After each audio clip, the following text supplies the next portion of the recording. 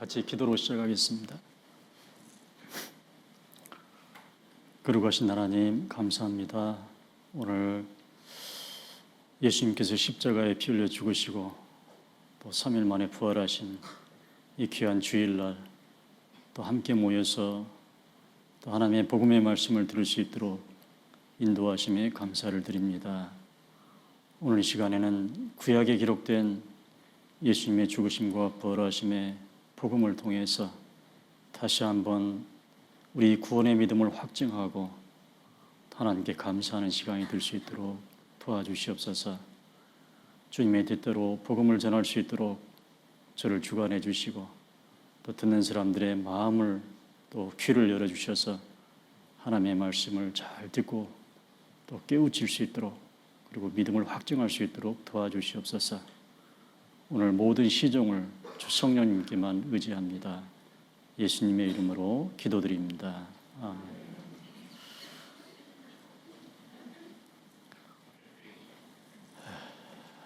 오늘은 LED가 고장이 나서 안 나옵니다. 그래도 어제까지 나올 수 있어서 하나님께 감사를 드립니다. 오늘은 그냥 저만 쳐다보시면 돼요.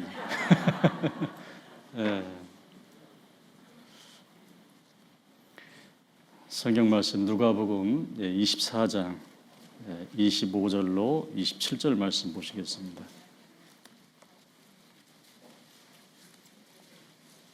누가복음 24장 25절부터 27절까지 보시겠습니다.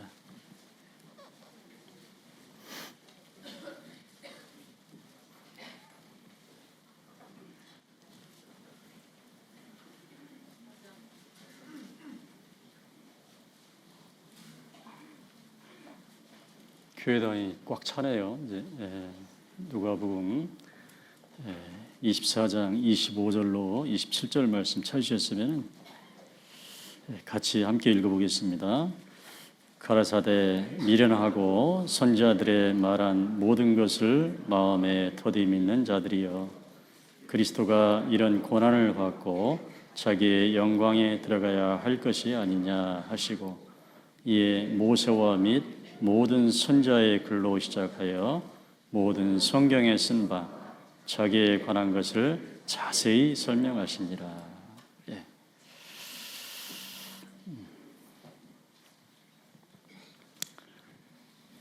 어제 배운 것처럼 예수님께서 우리 죄를 대속하기 위해서 십자가에서 피 흘려 죽으셨습니다.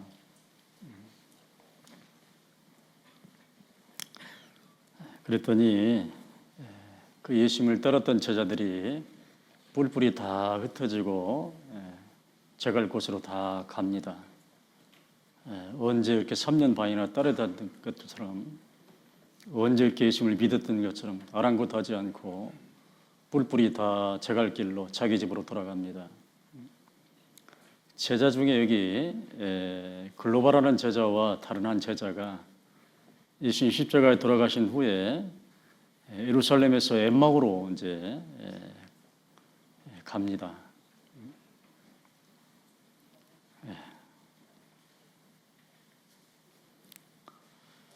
바로 그때 예수님께서 3일 만에 부활을 하셔서 이 두 사람 옆에 딱 섰습니다. 자, 지금 가면서 무슨 얘기를 하고 있냐? 예루살렘에서 엠마오 가는 지는 약 25리, 한 10km 정도 떨어져 있습니다.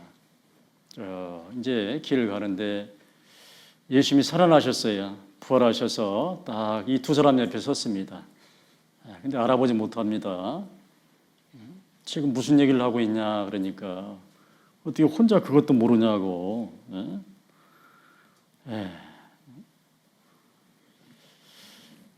안식 후 첫날에 막달라 마리아 또 요한나 여러 여자들이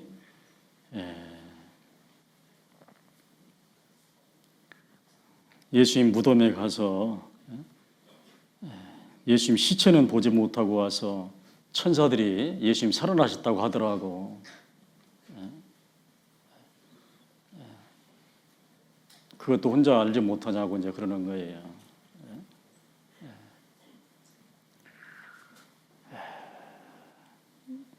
이 믿지 않는 두 사람,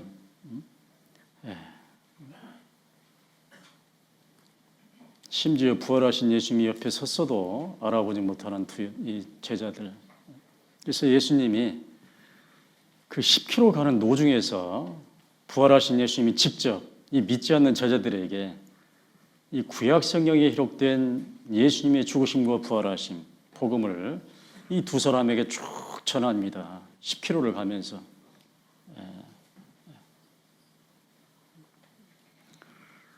어떻게 3년 반이나 따라다녔던 제자들이, 그 수많은 말씀과 기적을 봤던 제자들이 예수님 십자가에 돌아가시니까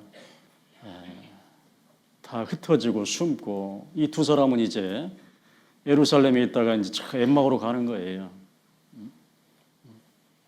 그래서 이 믿지 않는 이 제자들, 특히 두 사람에게 예수님이 부활하신 후에 직접 본인이 구약에 기록된 본인 자신에 대한 예수님의 죽으심과 부활하심을 설명하는 내용입니다.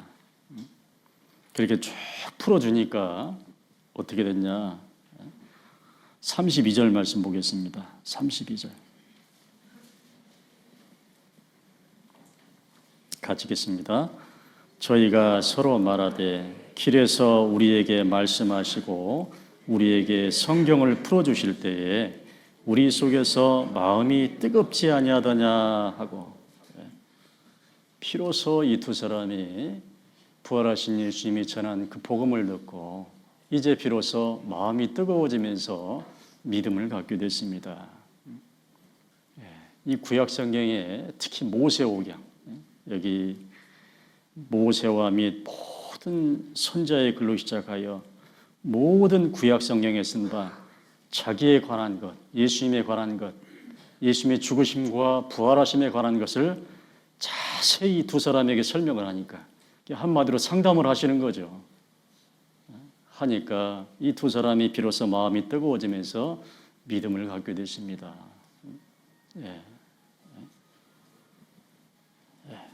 또 44절 말씀도 보겠습니다. 44절, 45절 같이 읽겠습니다. 또 이르시되 내가 너희와 함께 있을 때에 너희에게 말한 바 곧 모세의 율법과 선자의 글과 시편의 나를 가리켜 기록된 모든 것이 이루어져야 하리라 한 말이 이것이라 하시고, 이에 저희 마음을 열어 성경을 깨닫게 하시고. 구약 성경을 통해서 특히 창세기, 출애굽기, 레위기, 민수기, 신명기, 시편, 이런 구약 성경에 기록된 예수님에 관한 내용, 예언된 내용, 예수님의 죽으심과 부활하심에 관한 예언된 내용, 이것을 쭉 부활하신 예수님이 직접 믿지 않는 두 제자에게 풀어주시니까, 설명을 하니까 이제 비로소 깨닫게 됐다 그 말이에요. 비로소. 그래서 혹시 오늘 또 우리가 안다고 하지만, 제자라고 하지만 아직 확실히 믿음이 없다면 오늘 동일하게 똑같이 구약 성경에 기록된 예수님의 죽으심과 부활하심을 한번 잘 들어보시길 바라요. 그리고 확실한 믿음을 소유하기를 바랍니다. 확실히. 그래서 오늘 정말 중요한 시간입니다. 이 믿지 않는 두 제자가 부활하신 예수님의 구약 성경의 복음을 듣고 깨달은 것처럼, 믿음을 확증한 것처럼 오늘 우리도 조금이나마 그런 도움이 됐으면 좋겠습니다.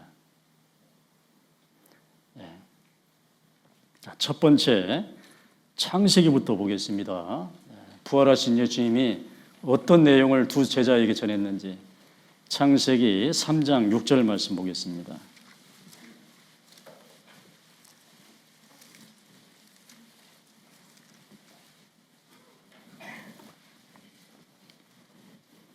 창세기 3장 6절 7절을 같이 한번 읽어보겠습니다. 6절 7절.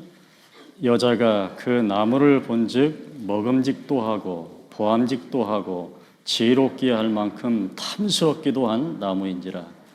여자가 그 실과를 따먹고 자기와 함께하는 남편에게도 주매 그도 먹은지라.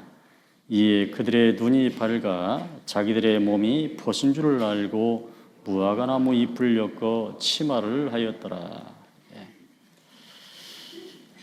하나님께서 금하신 선악을 알게 하는 나무의 실과를 딱 떠먹으니까 자기 부끄러운 수치를 보게 됩니다. 예. 그래서 얼른 무화과나무 잎을 엮어서 치마를 해서 딱 입었어요. 근데 그게 오래 가요, 안 가요? 곧 말라서 부서져 버립니다. 그 부끄러운 수치를 나름대로 아담이 지혜를 짜내서 무화과나무 잎사귀를 탁 넓은 잎사귀를 따가지고 이 정도면 되겠다 하고 따서 치마를 만들어서 딱 둘렀지만 이거 오래 못 간다 그 말이에요. 금방 부서지고 말라져 버립니다. 그걸로는 그 부끄러운 수치를 가릴 수가 없어요. 이걸 보고 하나님이 어떻게 하셨냐? 완벽하게 가려주기 위해서 부끄러운 수치를 짐승 한 마리를 죽였어요. 짐승을 죽여서 가죽을 딱 벗겨가지고요. 그 진짜 부끄러운 수치를 확실히 가려줄 수 있도록 가죽옷을 하나님이 만들어서 입혀주셨어요. 창세기 3장 21절 말씀 보겠습니다. 21절 같이 읽겠습니다. 여호와 하나님이 아담과 그 아내를 위하여 가죽옷을 지어서 입혀주셨어요. 누가요? 얼마나 부끄럽겠어요. 아담과 하와가 벌거벗고 있으니까. 만약에 내가 벌거벗고 있어요. 얼마나 부끄럽습니까? 그래서 하나님이 그 수치를 가려주기 위해서 가죽옷을 지었어요. 가죽옷을 지으려면 누가 죽어야 돼요? 짐승이 죽어야 돼요. 반드시. 그래서 가죽옷을 지어서 입혀주셨어요. 자, 이것은 우리에게 무슨 교훈을 주실까? 부활하신 예수님의 창세기에 기록된 이 복음, 예수님의 죽으심과 부활하심, 예표된 이 복음을 전했는데 두 제자에게 오늘도 동일합니다. 자, 아담이 자기 나름대로 자기 생각으로 지혜를 짜내서 무화과나무 잎사귀를 엮어서 치마를 엮었어요. 근데 그걸로는 자기 수치를 가릴 수 없습니다. 마찬가지로 지금도 많은 사람들이 자기 부끄러운 죄를 가리기 위해서 자기 방법으로, 자기 생각으로 뭔가를 하려고 그래요. 어떤 사람은 어떤 선행을 통해서, 어떤 착하고 좋은 일을 통해서, 종교가 있는 사람은 어떤 종교의 힘을 빌려서, 교회를 다니는 사람들은 열심히 기도를 하고 헌금을 바치고 교회를 열심히 다니고 십계명을 지키고 봉사를 하고 이런 방법을 통해서, 수단과 방법을 통해서 하나님께 인정을 받고 뭔가 죄를 가리려고 노력을 해요. 오늘 또 암송했죠.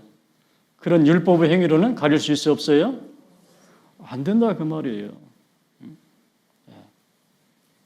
네가 잿물로 스스로 씻으며 수다한 비누를 쓸지라도 네가 아무리 빨래 빨듯이 비누 써서 세탁 비누로 빨래 빨듯이 빨아도 네가 죄를 씻기 위해서 아무리 노력을 해도 네 죄악이 오히려 내 앞에 그저 있다고 그랬어요. 하나도 없어지지 않는다 그 말이에요. 인간의 그런 수단과 방법 그것 갖고는 죄를 씻을 수가 없어요. 이 수치를 죄를 가릴 수가 없어요. 그래서 하나님이 짐승 죽여서 가죽을 벗겨서 아담의 부끄러운 것을 가려준 것처럼 누구를 죽였어요? 우리의 죄를 가리기 위해서 누구를 죽였어요? 그래서 짐승 한 마리 죽이듯이 가죽옷을 짓기 위해서 짐승을 죽인 것처럼 우리 구원의 옷을 입혀주기 위해서 누구를 죽였어요? 예수님을 죽인 거예요. 그래서요. 예수님을. 그래서 이 가죽옷은 바로 우리 구원의 옷이 되기 위해서 죽으신 예수님을 가리키고 있다 그 말이에요. 아셨습니까? 이것을 설명하기 위해서 바로 이 창세기 3장 6절 7절 말씀 그리고 21절 말씀 우리에게 알려주시는 거예요. 비유로, 예표로. 이사야 61장 10절 말씀을 보겠습니다. 구약성경 이사야 61장 10절 말씀.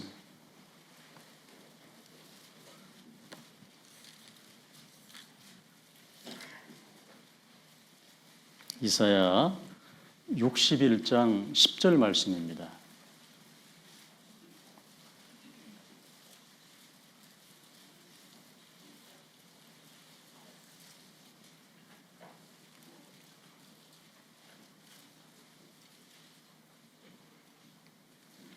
같이 읽겠습니다. 내가 여호와로 인하여 크게 기뻐하며 내 영혼이 나의 하나님으로 인하여 즐거워하리니 이는 그가 구원의 옷으로 내게 입히시며 의의 겉옷으로 내게 더하심이 신랑이 사모를 쓰며 신부가 자기 보물로 단장한 값게 하셨습니다.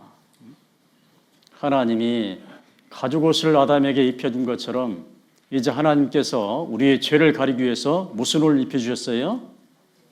무슨 옷이요? 구원의 옷을 입혀주셨다 그 말이에요.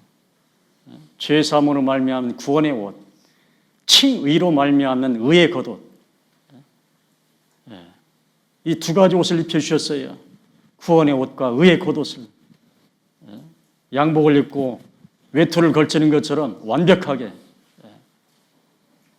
그래서 하나님께서 짐승을 죽여서 가죽옷을 찌어서 아담의 부끄러운 수치를 가려준 것처럼 하나님께서 예수님을 죽여서 우리의 죄를 완벽하게 가릴 수 있는 구원의 옷을 우리에게 입혀주셨습니다. 의의 겉옷을 입혀주셨습니다. 이해하시겠어요? 이것을 설명하기 위해서 바로 아담의 가죽옷이 있었던 거예요. 부활하신 예수님이 엠마오로 가면서 두 제자에게 이 내용을 말씀하실 거예요. 바로 그 가죽옷이 내가 입혀진 구원의 옷이다.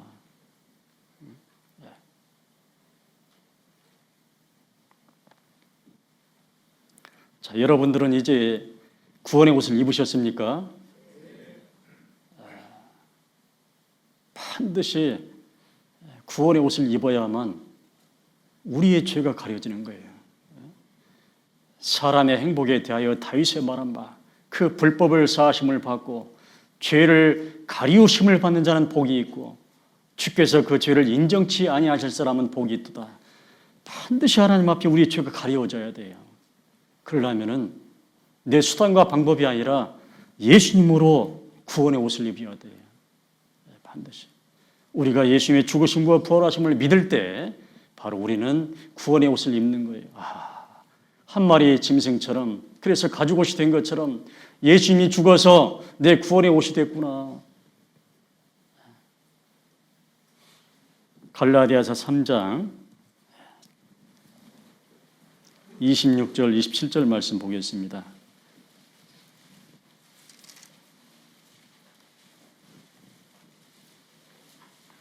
갈라디아서 3장 26절, 27절 말씀.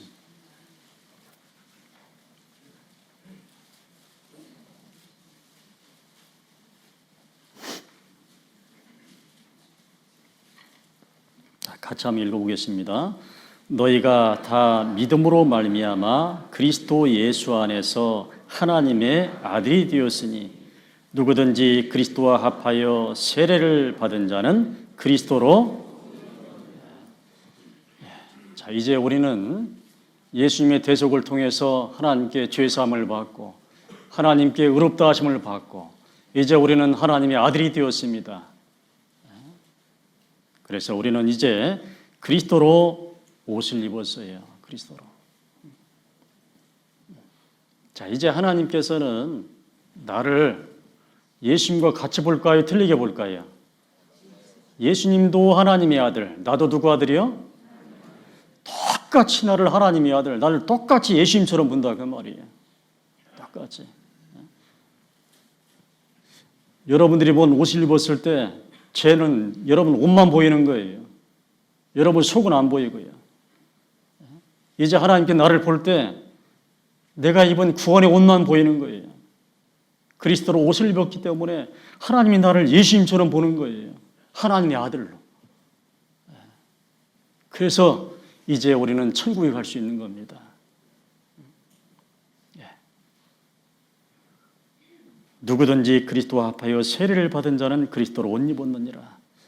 우리가 예수님의 죽으심과 부활하심을 믿을 때 믿는다는 증거로 우리는 세례를 받습니다. 침례를 받아요. 나는 예수님의 죽으심과 부활하심을 믿고 구원받았습니다. 그래서 하나님 앞과 성도 앞에서 우리는 침례를 받습니다. 물속에 들어갔다 나옵니다. 물속에 들어가는 것은 예수님의 죽으심, 나오는 것은 예수님의 부활하심. 예수님이 죽으실 때 내 죄가 대속이 됐습니다. 예수님이 부활하실 때 나는 죄사함 받고 이제 의인이 됐습니다. 내 영혼은 의인이 되었고 나는 부활의 몸을 입게 되었습니다. 믿는다는 조건으로 침례를 받는 거예요. 그래서 그리스도와 합하여 세례를 받은 자는, 침례를 받은 자는 그리스도를 옷 입었느니라. 우리는 이제 구원의 옷을 입었습니다. 그리스도로 옷을 입었습니다. 로마서 13장 14절 말씀도 보겠습니다.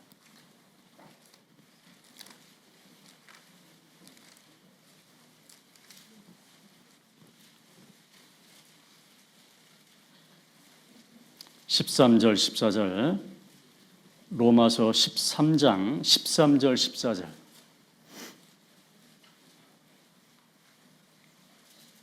같이 읽겠습니다. 낮에와 같이 단정히 행하고 방탕과 술 취하지 말며 음란과 호색하지 말며 쟁투와 시기하지 말고 오직 주 예수 그리스도로 옷 입고 정욕을 위하여 육신의 일을 도모하지 말라. 자, 우리는 오직 주 예수 그리스도로 옷을 입었어요. 그리스도로 옷을 입었어요. 구원의 옷을 입었어요. 이제 하나님은 나를 볼 때 예수님과 똑같이 봐요. 이제 하나님이 나를 볼 때 하나님의 아들로 보셔요. 그러니 어떻게 살아야 돼요? 죄인처럼 살아야 돼요? 아들답게 살아야 돼요? 하나님이 지금 나를 하나님의 아들로 보신다 그 말이에요. 예수님하고 똑같이 그리스도로 옷을 입었어요. 그 하나님이 나를 볼 때 그리스도로 본다 그 말이에요. 예수님처럼 똑같이. 그러면 그렇게 살려고 노력을 하셔야 돼요. 너희가 음란과 정욕과 술 취함과 방탕과 무법한 우상숭배를 하여 이방인의 뜻을 쫓아 행하는 것이 지나간 때가 족하다. 구원받기 전하고는 달라야 된다 그 말이에요. 이제 우리의 신분은 완전히 달라졌어요. 우리는 이제 의인이 됐고 예수님과 똑같이 동일한 하나님의 아들이 됐어요. 그러니 이제 그리스도로 옷 입고 옛날처럼 정욕을 위하여, 육신의 정욕을 위하여 육신의 일을 도모하지 말자라고 말씀하시는 거예요. 맞습니까? 네. 우리는 잠깐 승천하기 전까지 이 땅에서 외국인과 나그네 세월을 살고 있는 거예요. 조금 있으면 우리는 다 부활 승천합니다. 그때까지 이 땅에 살면서도 우리의 신분을 유지하면서 사셔야 돼요. 네, 신분을. 자, 두 번째 창세기 4장 말씀 보겠습니다.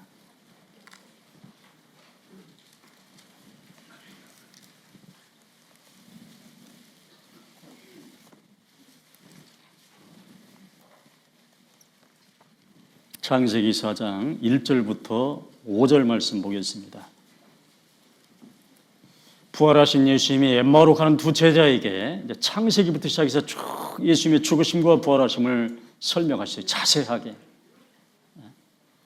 다 하지는 못하지만 오늘 시간 되는 대로 몇 가지만 보려고 합니다. 창세기 4장 1절로 5절 같이 읽겠습니다. 아담이 그 아내 하와와 동침하매 하와가 잉태하여 가인을 낳고 이르되 내가 여호와로 말미암아 등남하였다 하니라. 그가 또 가인의 아우 아벨을 낳았는데 아벨은 양치는 자이었고 가인은 농사하는 자이었더라. 세월이 지난 후에 가인은 땅의 소산으로 제물을 삼아 여호와께 드렸고 아벨은 자기도 양의 첫 새끼와 그 기름으로 드렸더니 여호와께서 아벨과 그 제물은 연락하셨으나 가인과 그 제물은 연락하지 아니하신지라. 가인이 심히 분하여 안색이 변하니. 예.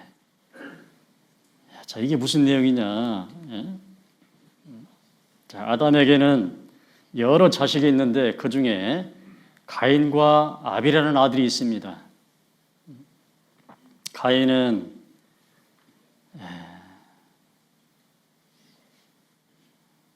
농사하는 자였고 아벨은 양치는 자였어요.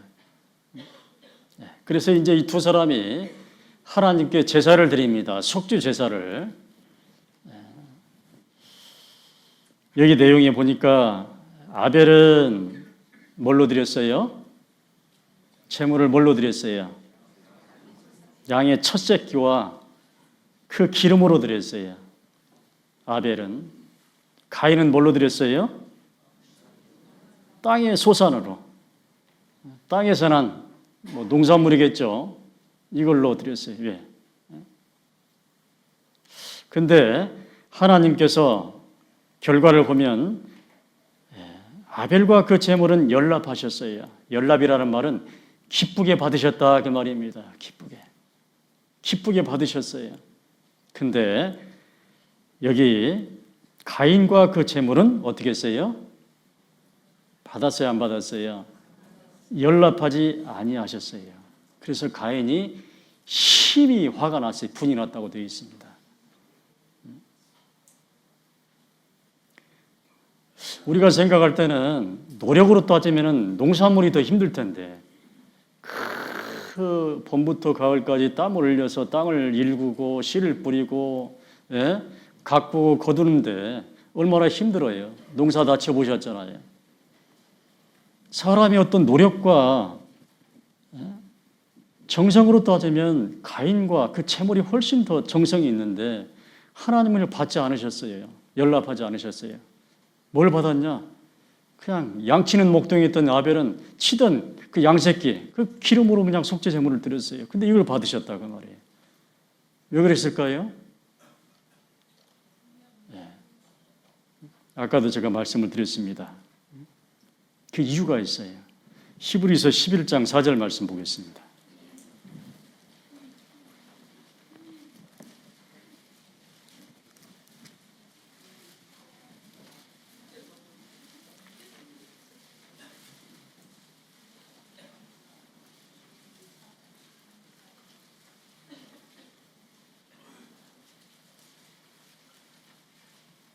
히브리서 11장 4절 말씀 같이 한번 읽어보겠습니다.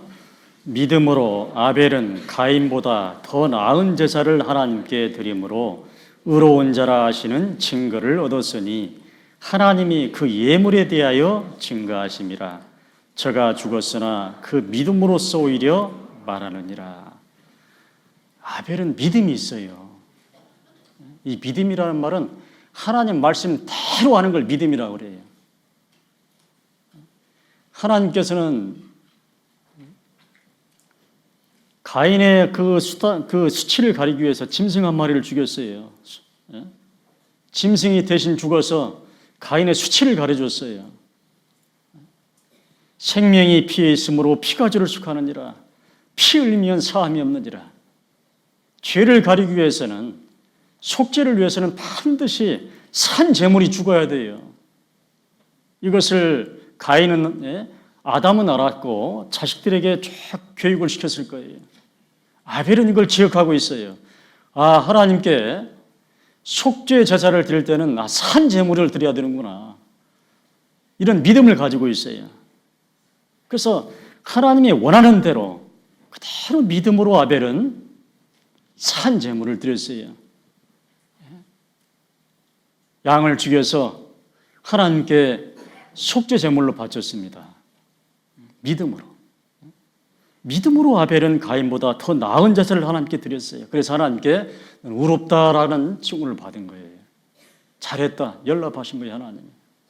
근데 가인은 똑같이 들었을 거예요. 그러나 그걸 다 망각하고 자기 생각으로 내가 이렇게 정성을 들여서 노력해서 농사물을 지었으니까 이것을 받으실 것이다 라고 생각하고 하나님의 뜻과는 상관없이 자기 뜻대로 드린 거예요.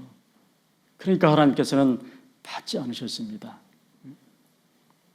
하나님은 이미 벌써 그 예물에 대해서 증거하셨어요. 어떤 예물이 합당한지, 하나님이 원하는 제물이 무엇인지를 다 알려줬지만 아벨은 그 믿음대로 했고 가인은 자기 생각대로 했다고 말이에요. 그래서 하나님께서 아벨의 제물은 받으시고 연락하시고 가인의 제사는 받지 않으셨어요. 자, 이것은 무엇을 생각하냐? 지금도 세상 사람들은 가인 같은 사람이 있어요. 지금도. 하나님께 인정받기 위해서 가인처럼 자기 노력, 자기 정성, 죄사함 받고 천국 가기 위해서 자기 노력, 자기 수단, 자기 방법으로 끊임없이 노력을 합니다.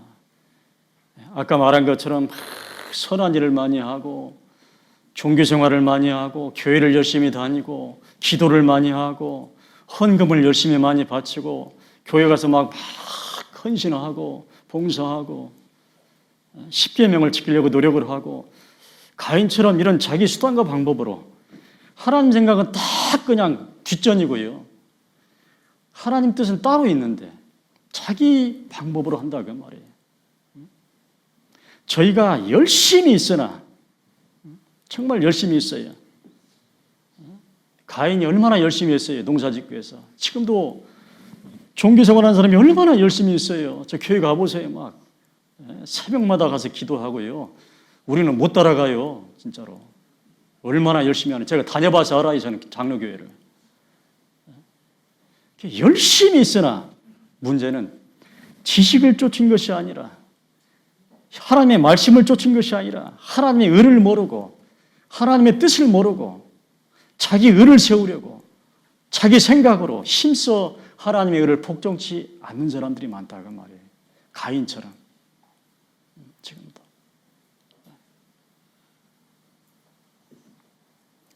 아까도 암송했죠. 갈라디아서 2장 16절 말씀. 사람이 의롭게 되는 것은 율법의 행위에서 난 것이 아니요 오직 예수 그리스도를 믿음으로 말미암으로 그랬어요. 가인처럼 하면은 절대 하나님 받지 않습니다.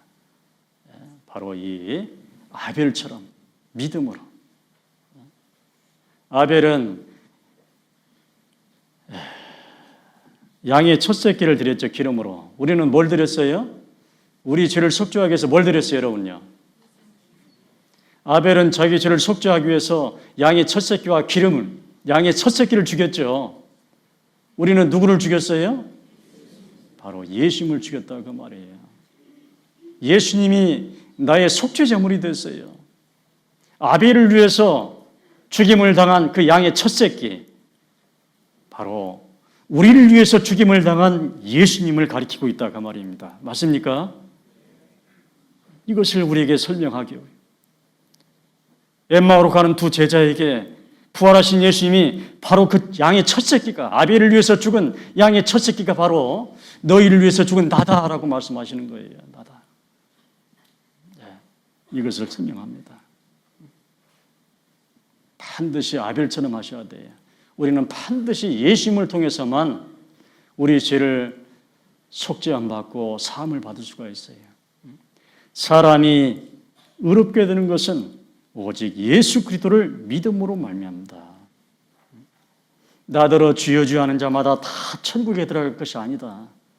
지금도 수많은 사람들이 가인처럼 주여 주여 하면서 수많은 기도를 하고 종교 생활을 하고 뭔가 자기 노력으로 뭔가를 이루려고 해요. 안 된다. 다만 하늘에 계신 내 아버지의 뜻대로 행하는 자라야 천국에 들어간다. 내 아버지의 뜻, 그게 뭐냐? 예수님의 죽으심과 부활하심을 믿고 구원받는 것. 그걸 통해서만 천국 간다는 거예요. 그 이외에는 가는 방법이 없어요. 다른 이로서는 구원을 얻을 수 없나니 천하 인간의 구원을 얻을 만한 다른 이름을 우리에게 주신 일이 없다고 말씀하셨어요. 반드시 예수님을 통해서만 갈 수 있습니다. 네, 예수님. 그래서 하나님과 나 사이에 내 죄를 속죄할 수 있는 유일한 분은 누구밖에 없어요? 예수님밖에 없어요. 디모데전서 2장 5절 6절 말씀에 하나님은 한 분이시요 또 하나님과 사람 사이에, 하나님과 나 사이에 중보도 한 분이시니 그 사람이신 그리스도 예수라. 그가 모든 사람을 위하여, 그가 나를 위하여, 여러분을 위하여 자기를 속전으로 주셨으니 그랬어요. 속전. 죄값을 갚는 돈이라 그 말이에요. 죄값. 예수님만 유일하게 우리의 속전이 될 수 있어요. 예수님이 십자가에서 피 흘려 죽으실 때 비로소 우리의 죄가 속죄될 수 있는 거예요. 아벨의 죄를 속죄하려면 반드시 양의 첫 새끼가 죽어야 돼요. 우리의 죄가 속죄가 되려면 반드시 죄 없는 예수님이 죽어야 돼요. 이것을 설명하기 위해서 이 아벨의 제사를 우리에게 말씀하는 겁니다. 이해되시죠? 부활하신 예수님이 믿지 않는 엠마오로 가는 두 제자에게 이 내용을 설명했을 거예요. 아벨이 바쳤던 그 양의 첫 새끼는 바로 너희를 위해서 죽은 나다. 이것을 설명했을 겁니다. 자, 이제 출애굽기로 넘어가겠습니다. 창세기 다음에 출애굽기 12장.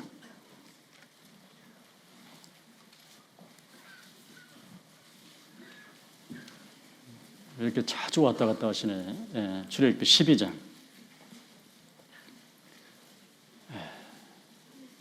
5절 말씀 보겠습니다.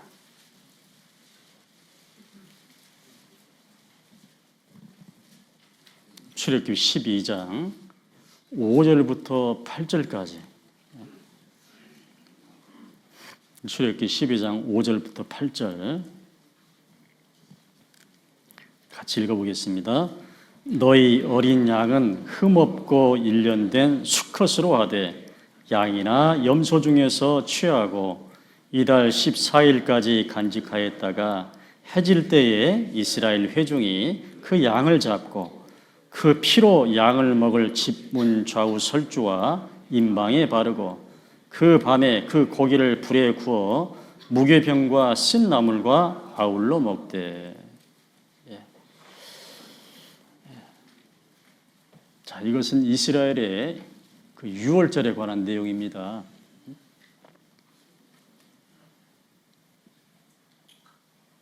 이스라엘 백성들이 애굽에서 약 400년 동안 종살이를 했어요.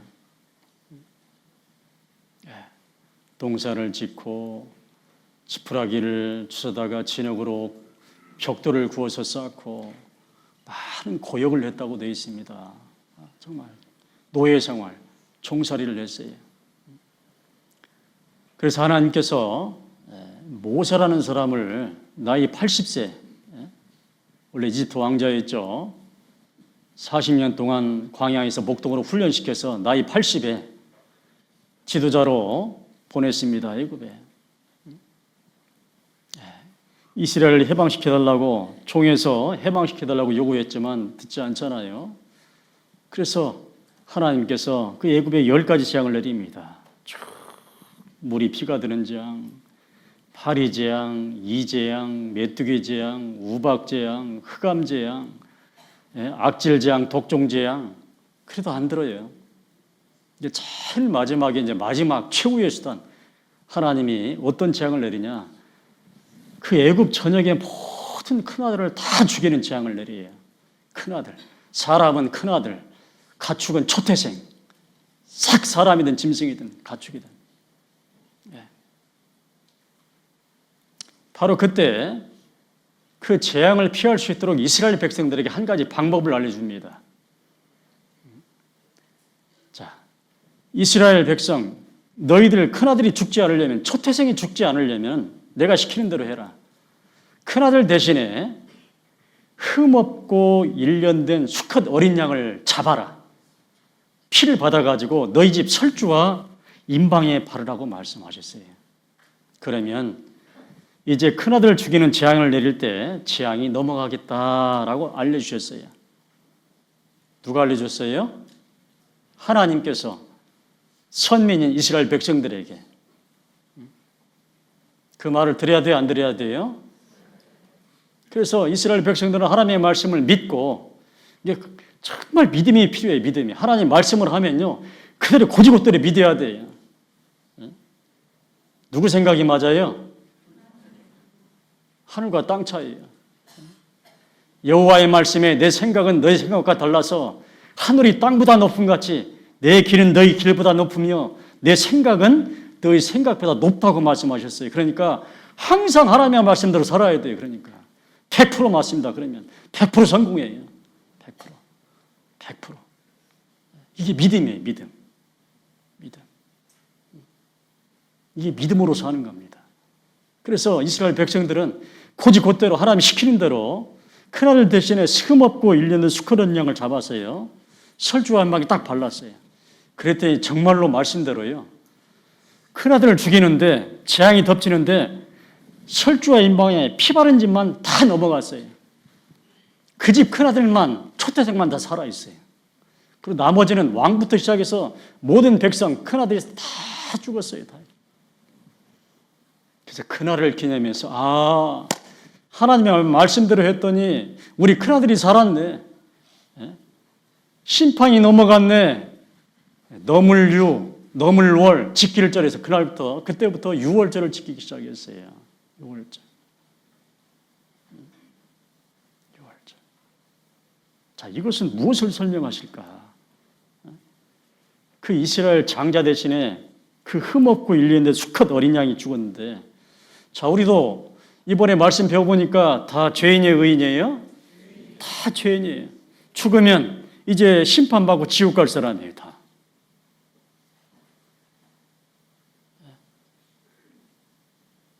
장자가 죽임을 당하는 것처럼 우리는 첫째 사망, 이 세상에서 죽고 죽은 다음에 내 몸과 영혼이 지옥에 떨어져요.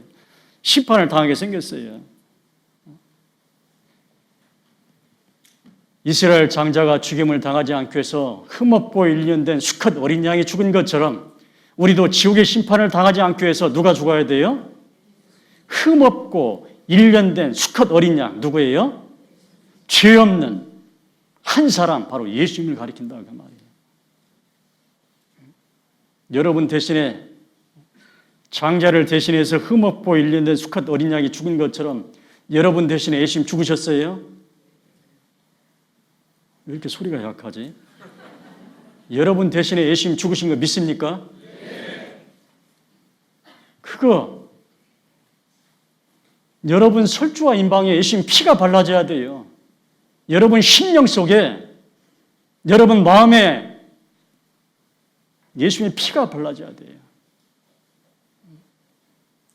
나를 위해서, 나 살리기 위해서, 내 지옥갈 심판 넘어가게 하기 위해서 예수님이 대신 죽었구나. 이 사실을 확실히 믿어야 된다 그 말이에요. 그래야만 여러분 속에 설주, 여러분의 인방 설주에 피가 발라지는 거예요.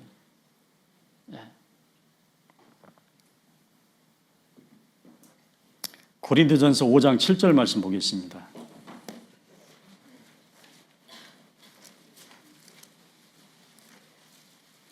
고린도전서 5장 7절 말씀.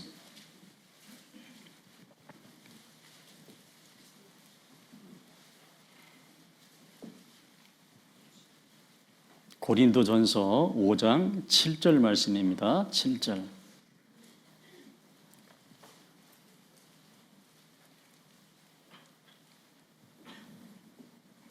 같이 읽겠습니다. 너희는 누룩 없는 자인데 새 덩어리가 되기 위하여 묵은 누룩을 내어버리라. 우리의 유월절 양 곧 이스라엘 백성들을 위해서는 유월절 양이 죽었지만 그 유월절 양이, 우리를 위한 유월절 양이 누구라고요? 그리스도, 예수님이라 그 말이에요. 유월절 양 곧 그리스도께서 희생이 되셨어요. 누구를 위해서요?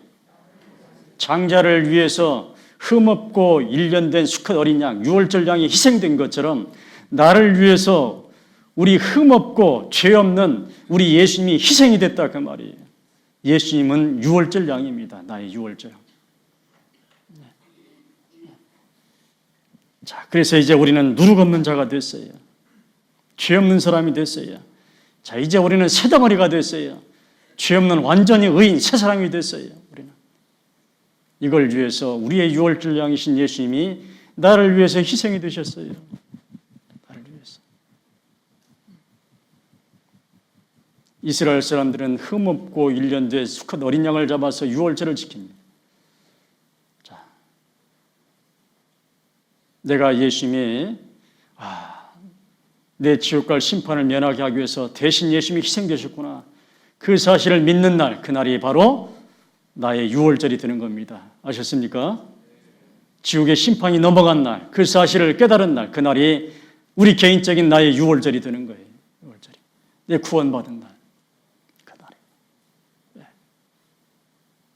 자, 이스라엘 백성들은 이제 일곱 절기를 지키는데 첫 번째가 유월절입니다. 그리고 유월절을 지키고 바로 정월 14일 날 유월절을 지킵니다. 해질 때. 그리고 바로 이어서 무교절이라는 절기를 지킵니다. 일주일 동안, 한 주간. 무교절. 어떻게 지키냐? 집안에 모든 누룩을 다 제합니다. 그리고 일주일 동안 누룩이 들었지 않는 떡을 먹습니다. 누룩 없는 떡을. 그걸 무교병이라고 그러죠. 업슬무, 누룩교, 지킬절, 무교절.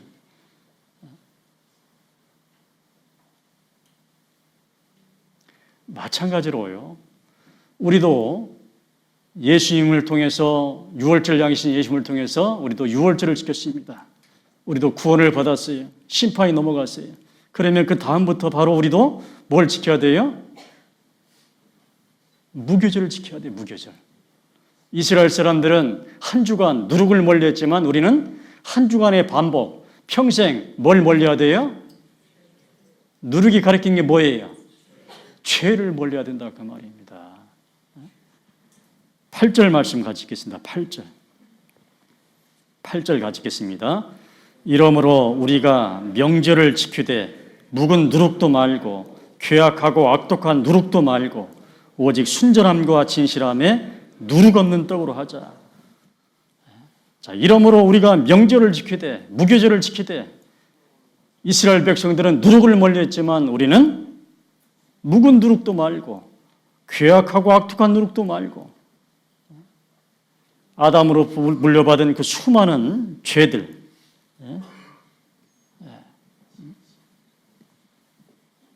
유전받은 죄들,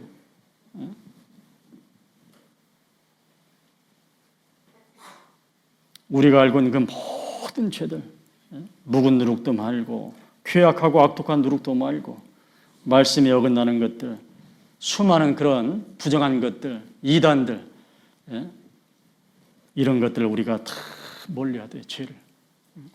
순전함과 진실함에 누룩 없는 떡으로 하자. 정말 이스라엘 백성들이 누룩 없는 떡을 먹은 것처럼 우리도 정말 순전함과 진실함에 누룩 없는 떡으로 하자. 우리가 거룩하고 깨끗한 생활을 해야 돼요. 죄를 멀리하는, 죄에서 구별되는 생활을 해야 됩니다. 마치 정한 짐승이 굽이 갈라져 쪽발이 되는 걸, 그리고 책임지라는 걸 먹는 것처럼 우리도 정한 사람이 됐어요. 이제 우리는 죄에서 구별되어야 돼요. 그리고 하나님의 말씀을 끊임없이 책임지라는 사람이 되어야 돼요. 우리가 앞으로 살면서 지켜야 될 두 가지가 있습니다. 첫째는 죄에서 구별되는 것, 또 하나는 하나님의 말씀을 부지런히 사모하고 배워서 지키는 것, 순종하는 것. 이 두 가지. 이런 사람이 복 있는 사람이 되는 겁니다.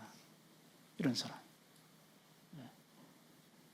시편 1편에 보면 1절, 2절, 3절 시편에서 가장 중요한 첫 번째 제1장 1절 복 있는 사람, 어떤 사람이 복 있는 사람이냐? 죄에서 구별되고 하나님의 말씀을 끊임없이 사모하고 새김이라는 사람. 복 있는 사람은 악인의 꾀를 쫓지 아니하며 죄인의 일에 서지 아니하며 오만한 자의 자리에 앉지 아니하고, 첫 번째 죄에서 구별되어라. 두 번째 바로 하나님의 말씀, 오직 여호와의 율법을 즐거워하여 그 율법을 주야로 뭐하는 사람? 묵상하는 자로다. 저는 시냇가에 심은 나무가 씨를 쫓아 과실을 맺으며 그 잎사귀가 마르지 아니함 같으니 그 행사가 다 형통하려다. 정말 형통한 그리고 복 있는 사람이 되려면 무교절을 지켜야 돼요. 죄는 멀리하고 순전함과 신실함에 누룩 없는 떡, 이 떡을 먹여야 돼.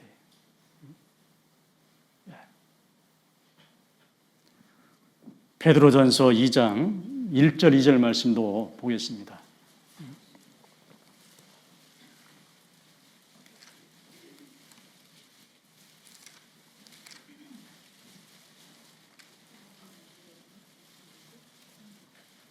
베드로전서 2장 1절 2절 말씀입니다.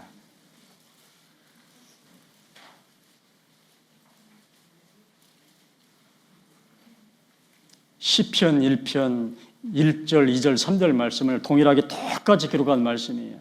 2장 1절 2절 같이 읽겠습니다. 그러므로 모든 악독과 모든 괴휼과 외식과 시기와 모든 비방하는 말을 버리고 갓난 아이들같이 순전하고 신령한 젖을 사모하라. 이는 이로 말미암아 너희로 구원에 이르도록 자라게 하려 함이라. 1절은 뭐에서 멀리하라고요? 모든 악독과 모든 괴휼과 외식과 시기와 모든 비방하는 말을 어떻게 해요? 어떻게 해요? 버리고 죄를 버리고 죄에서 구별되고 악인의 꾀를 쫓지 아니하며 죄인에게 서지 아니하며 오만한 자의 자리에 앉지 아니하고 시편 1편 1절 말씀처럼 똑같이 죄에서 좀 구별되고 정한 짐승이 굽이 갈라져 쪽발이 되는 것처럼 좀 죄에서 구별되고 첫 번째가 무교절을 지켜야 된다 그 말이에요. 무교절. 죄를 멀리하는, 누룩을 멀리하는. 그리고 2절이 뭐냐? 바로 정한 짐승이 책임질하는 것처럼 우리는 뭘 책임져야 돼요? 오직 여호와의 법을 즐거워하는 것. 갓난 아이들같이 순전하고 신령한 젖을 사모하는 것. 갓난 아이가 엄마의 젖을 사모합니다. 하나님께서 그 갓난 아이 속에요 그냥 본능을 심어놔 버렸어요. 옛날에 독일 다큐멘터리를 보니까 산모가 아이를 출산했어요. 그 아이를 가만히 그 산모 배 위에 올려놓더라고요. 그러니까 이 아이가 본능적으로 젖을 찾아요. 배운 적도 없는데 하나님이 그걸 심어놨어요. 그 속에. 우리도 하나님의 아들로 태어났으면 본능적으로 뭘 찾아야 돼요?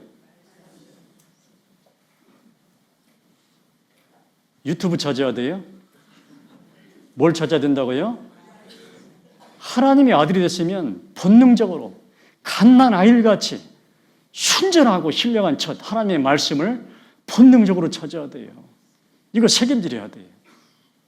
그래야만 구원에 이를 수 있어요. 여기서 구원은 옆에서 적어놓으세요. 생활구원. 우리가 정말 하나님의 아들답게 예수님답게 점점 닮아가며 점점 우리가 온전케 될 수 있습니다. 점점. 네. 자, 우리는 예수님 유월절 양을 통해서 우리가 구원을 받았습니다. 그러면 이제 우리의 남은 생애를 무교절을 지켜야 돼요. 죄는 멀리하고 말씀은 사모하고 정말 중요합니다. 정말. 뭐 복잡한 것도 아니에요. 그냥 간단합니다. 그냥. 평생 생활이 뭐냐? 첫째는 죄에서 구별되는 것. 둘째는 하나님 말씀 사모하고 부지런히 순종하는 것. 이 두 가지. 복 있는 사람이 되려면 딱 두 가지. 유월절 지키는 것. 평생 우리가 유월절만 잘 지키면요. 죄는 멀리하고 말씀 사모하는 생활을 하면요. 평생을 복 있는 사람으로 살 수 있어요. 평생을.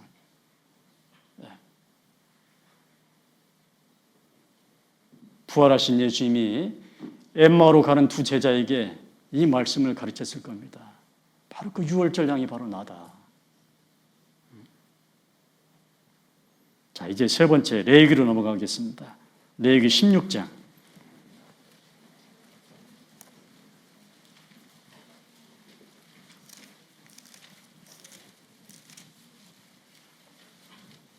레위기 16장 11절 말씀부터 보겠습니다.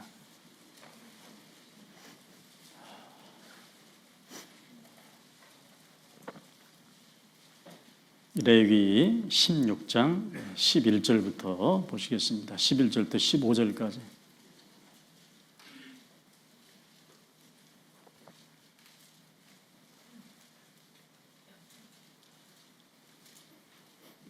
같이 한번 읽어보겠습니다.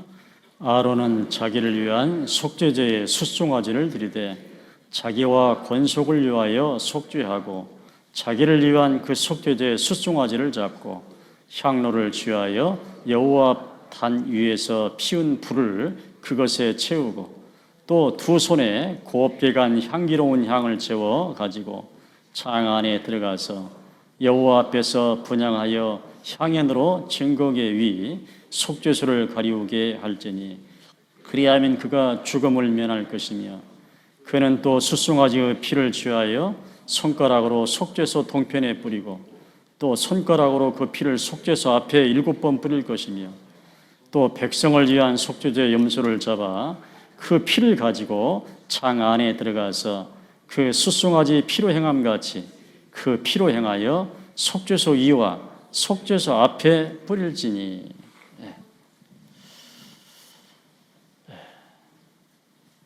전도 집회할 때 많은 인용하는 그런 내용들입니다. 여기도 이제 이스라엘 7절기 중에 아까 유월절, 무교절이었죠. 이번에는 대속죄일, 6번째 대속죄일.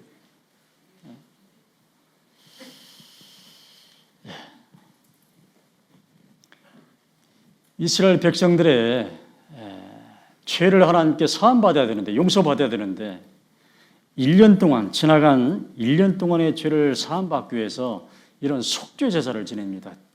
대속죄의 제사, 대속죄일날. 자, 어떻게 하냐? 여기 대제사장 이름이 아론입니다. 아론. 아론이 이제 제사를 드리는데 먼저 자기 자신하고 자기 가족. 자, 이 사람들도 죄인이 아니에요? 죄인이죠. 그래서 속죄 제물로 숫송아지 한 마리를 죽여요.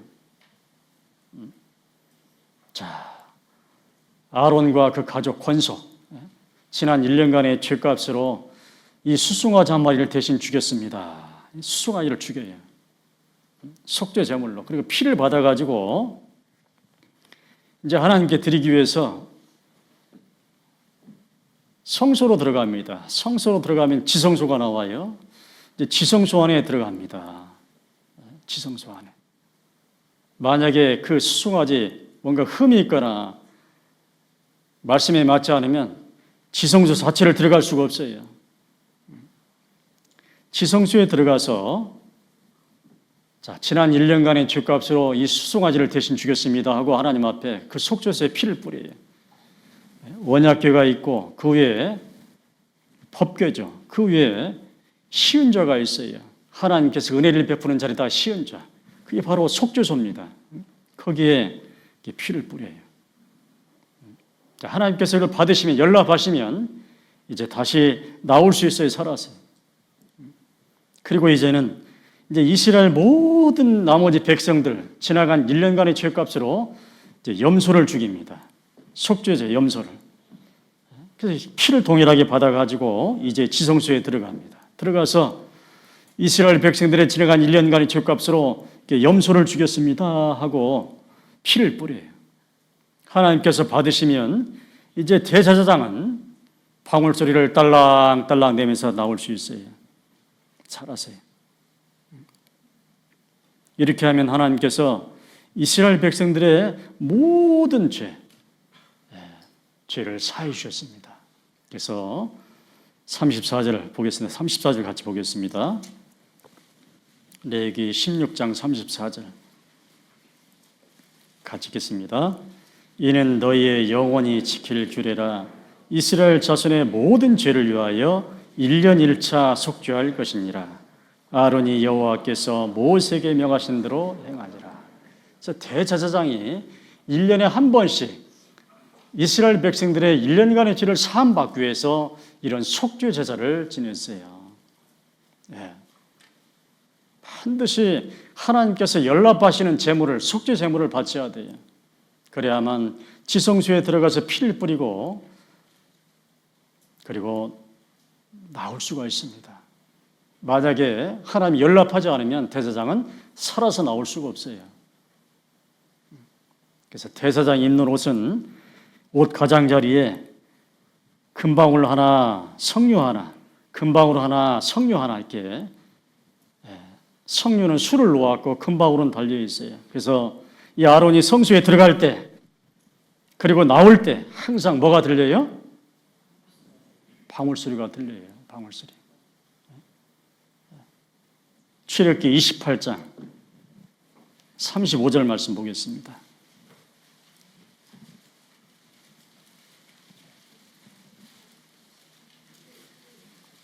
34절, 35절.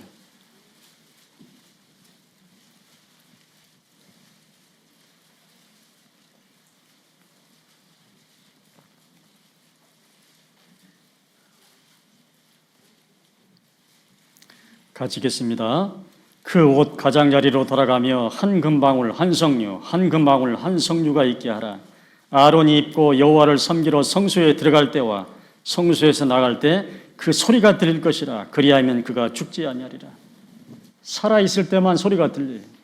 그래서 방울 소리를 딸랑딸랑 내면서 밖으로 대제사장이 살아서 나오면 이스라엘 백성들 그 소리를 듣고 하나님께서 이 속죄사를 연락하셨구나. 우리의 죄를 1년간의 죄를 사하셨구나라고 이제 기뻐하는 거예요. 자, 이것은 무엇을 가리킬까? 이것을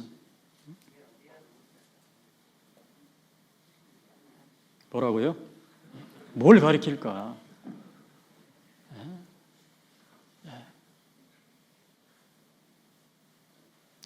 이스라엘 백성들의 지나간 1년 동안의 죄를 사함받기 위해서 이런 제사를 드렸어요. 이건 하나의 그림자입니다. 그림자.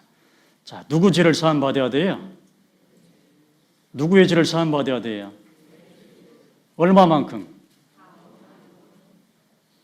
내 죄를 영원히 사함받아야 돼요. 하나님께. 그러면 우리는 이제 진짜 제사를 어떻게 지내야 되냐?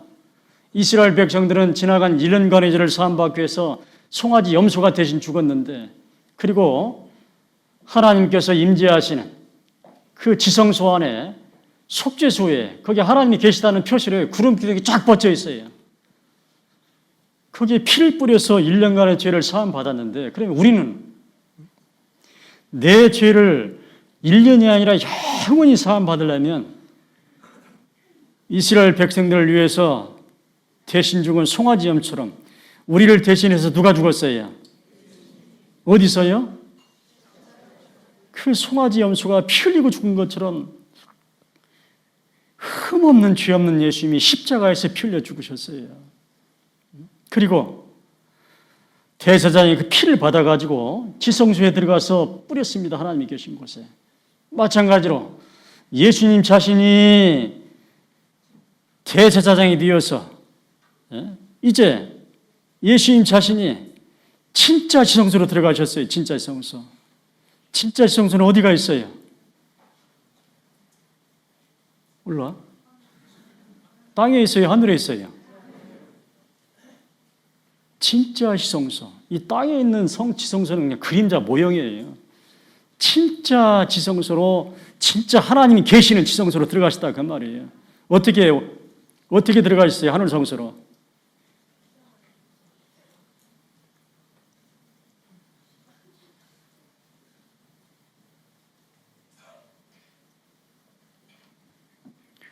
히브리서 9장 12절 말씀 보겠습니다.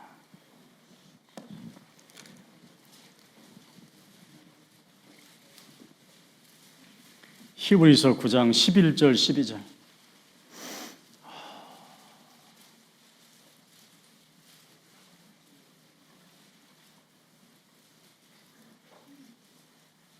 하나님의 말씀을 정확히 하셔야 돼요. 대충 알면 안 됩니다. 큰일 납니다. 11절 12절. 히브리서 9장 11절 12절 같이 읽겠습니다.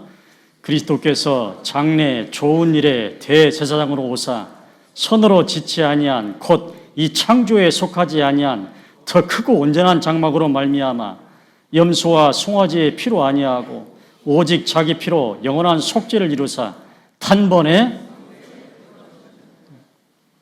예수님이 십자가에 피 흘려 죽으시고 그리고 난 다음에 단번에 어디에 들어가셨다고요? 이게 성소 옆에 하늘성소라고 써놓으세요. 하늘성소. 진짜 하나님이 계시는 하늘성소. 하늘성소에 어떻게 했어요? 들어가셨어요? 이 땅에 대제사장이 짐승피를 가지고 이 땅의 성소에 지성소에 들어간 것처럼 예수님 자신이 직접 대제사장이 되어서 진짜 성소, 하늘 성소로 들어가셨어요. 어떻게 해요? 어떻게 해서 올라가셨어요?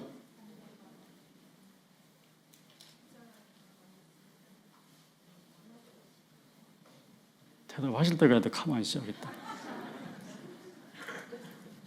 하늘 성소로 예수님이 올라가려면 어떻게 돼야 돼요? 어제 실컷 배웠는데 3일 만에 어떻게 되셨어요? 부활하셔서 40일 동안 계시다가 그 다음에 어떻게 됐어요? 계속 이 땅에 계셨어요? 어떻게 됐어요? 어디로요? 지금 어디 계셔요? 부활 승천하셔서 진짜 하나님이 계시는 하늘 성소로 들어가셨다 그 말이에요. 아셨어요? 이게 바로 그 말씀입니다.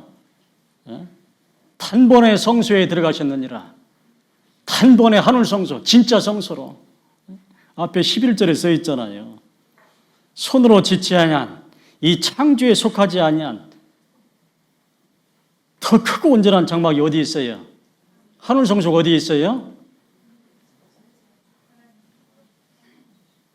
진짜 하나님이 계시는 하늘로 하늘 성소로 부활 승천해서 올라가셨다 그 말이에요. 아셨어요? 죽기는 이 땅에서 십자가에 죽으셨고 예수님이 대제사장이 되어서 직접 하나님이 계시는 하늘 성소로 부활 승천해서 올라 들어가셨다 그 말이에요. 아셨어요? 이 12절 말씀이 그 말씀입니다. 아셨어요? 염소와 송아지의 피로 아니하고 오직 자기 피로 영원한 속죄를 이루사 이 땅에 십자가에 죽어서 영원히 죄값을 갚으시고 그리고 거기서 끝나지 않고 3일 만에 부활하셔서 40일 동안 계시다가 그대로 하늘 성소로 승천하셨어요. 진짜 하나님이 계시는 것. 그래서 지금 하나님 우편에 앉아 계셔요. 그것을 설명하기 위한 그림자라 그 말이에요. 아론이 대제사장이 송아지 염소를 죽여서 그 피를 받아가지고 이 땅에 있는 지성소 그림자 성소에 들어가서 그 시은자의 피를 뿌렸어요. 그리고 하나님이 그걸 받으시면 이제 살아서 방울수를 내며 나올 수 있는 거예요. 똑같이 예수님이 이 땅에서 피 흘려 죽으셨어요. 그리고 자신이 대제사장이 되어서 누가 대제사장이다고요? 진짜 대제사장은 누구예요? 누구요? 여기 써 있잖아요. 그리스도께서 장래 좋은 일에 대제사장으로 오사 예수님이 대제사장이 되어서 직접 부활 승천해서 진짜 하늘 성소로 들어가셨다 그 말이에요. 아셨어요? 그리고 하나님께서 기쁘게 연락하시고 우리의 죄를 1년이 아니라 영원히 사했다는 보증으로 하나님이 예수님의 이름으로 누구를 보내셨어요? 하늘 성소에서 누가 나왔어요? 예수님 부활 승천하시고 열흘 후에 누가 왔어요? 성령님이 오셨다 그 말이에요. 성령님이. 그때부터 성령이 오셨을 때부터 그때부터 교회 역사가 시작이 되는 거예요. 그날이 오순절날. 여러분 잘 아시죠? 오순절날. 하늘로부터 급하고 강한 바람 소리 같은 소리를 내면서 불의 혀같이 갈라지는 것이 각 사람이 임했다고 되어 있어요. 마가의 다락방에.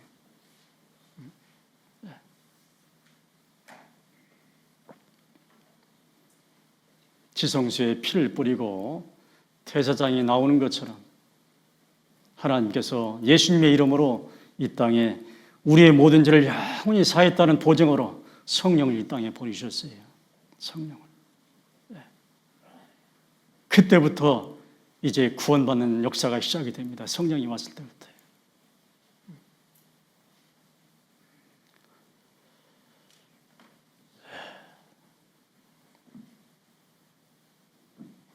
예수님께서 이 땅에 오셔서요, 십자가 달리기 전에 이걸 우리에게 미리 알려주기 위해서 예수님 자신이 침례를 받으셨습니다. 예수님 자신이 세례 요한에게. 자, 예수님이 물속에 들어갔다가 물속에서 나왔어요. 그때 무슨 일이 벌어졌어요? 무엇이 비둘기형상으로 나타났어요? 성령이. 그리고 하늘에서는 하나님이 뭐라고 말씀하셨어요? 이는 내 사랑하는 아들이요 기뻐하는 자라 그랬어요. 앞으로 있을 일을 그대로 예표하시는 거예요.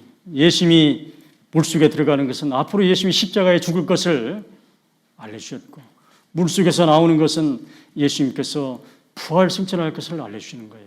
부활할 것을. 바로 그때 예수님이 부활하시고 승천하시고 이 땅에 성령이 오실 것을 알기 위해서 성령이 비둘기형상으로 나타났습니다.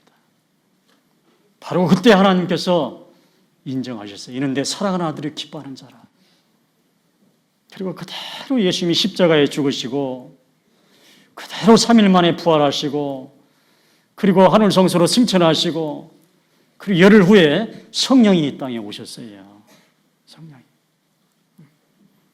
마찬가지로 여러분들이 예수님의 죽으심과 부활하심을 믿을 때 여러분 속에는 보증으로 성령이 들어오시는 거예요. 보증으로. 예.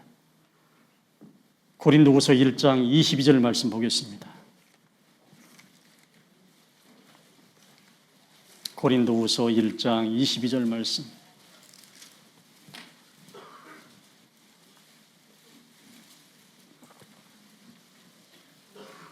고린도후서 1장 22절 말씀.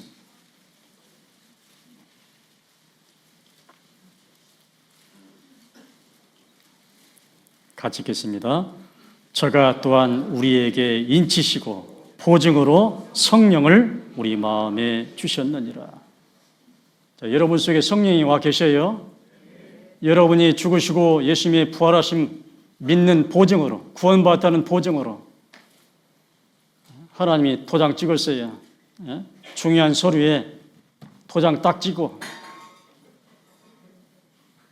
보증하는 것처럼 여러분이 예수님의 죽으심과 부활하심을 믿을 때 믿는다는 증거로 도장 찍고 하나님이 보증으로 성령을 주셨어요. 여러분 속에는 성령이 계시는 거예요. 고린도전서 6장 19절 20절 말씀처럼 너희 몸은 너희가 하나님께로부터 받은 바 너희 가운데 계신 성령의 저인 줄을 알지 못하느냐. 자, 여러분 속에는 이제 성령이 자리 잡고 있어요. 여러분들이 구원을 받았다는 보증으로, 증거로. 성령은 여러분이 구원을 받았다는 증거로 있는 거예요. 성령이 있는 사람은 구원을 받은 사람이고 성령이 없는 사람은 아직 아닌 거예요.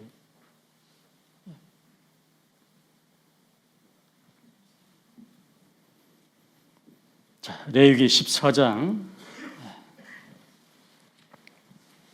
1절부터 보겠습니다.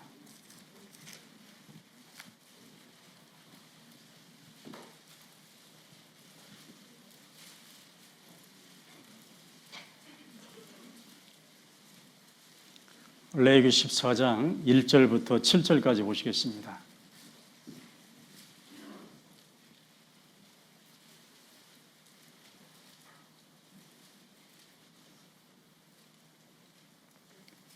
좀 길지만은 같이 천천히 읽겠습니다.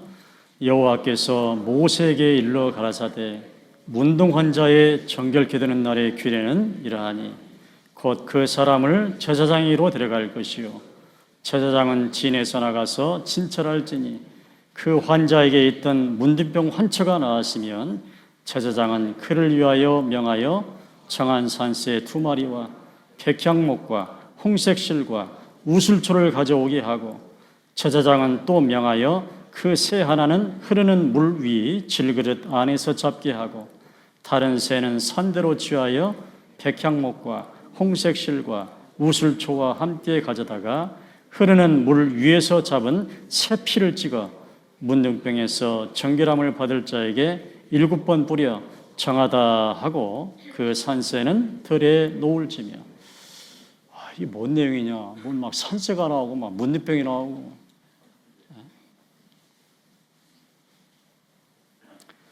자, 이스라엘 백성 중에서요 문둥병 환자가 딱 생기잖아요. 그럼 격리를 시킵니다. 옛날 우리나라 전에 코로나 때 격리시키는 것처럼 격리를 시켜요.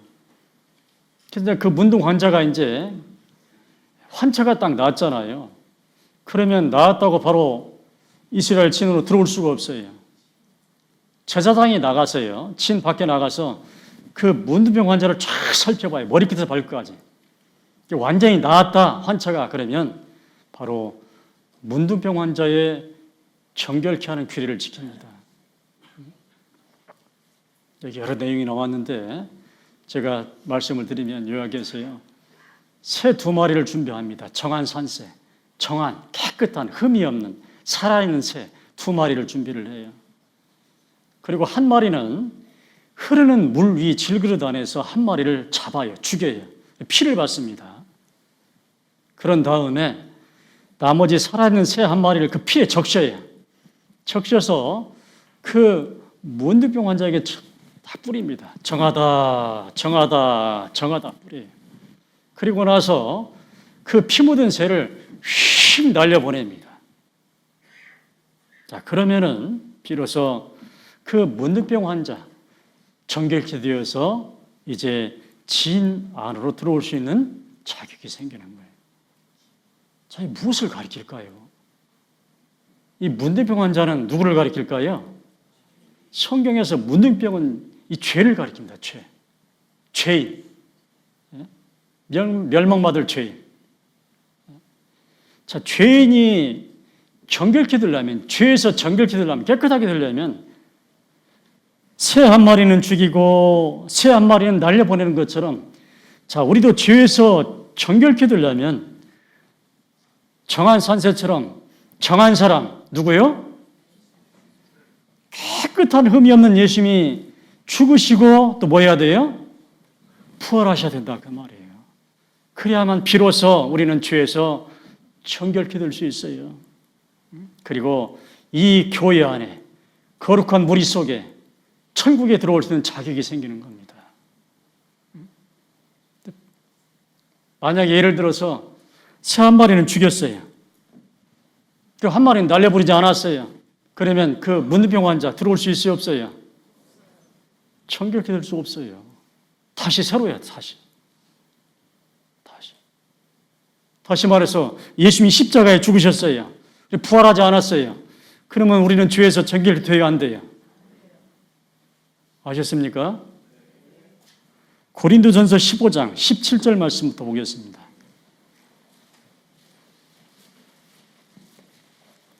고린도전서 15장 17절 18절.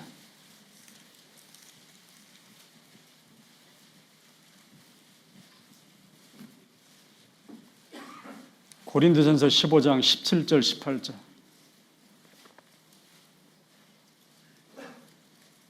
자, 같이 읽겠습니다. 그리스도께서 다시 사신 것이 없으면 너희의 믿음도 헛되고 너희가 여전히 죄 가운데 있을 것이요 또한 그리스도 안에서 잠자는 자도 망하였으리니. 마치 문둥병 환자를 위해서 새 한 마리를 죽이고 그리고 날려버리지 않았다면 우리 죄를 위해서 예수님이 십자가에 죽으셨어요. 근데 부활하지 않았어요. 그러면 이 결과가 되는 거예요. 그리스도께서 예수님이 다시 사신 것이 없으면 예수님의 부활이 없으면 뭣도 헛되고 뭣도 헛되고요.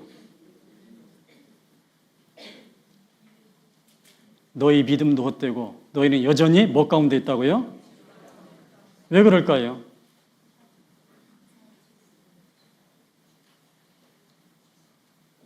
누가 물어보면 뭐라고 설명하시겠어요?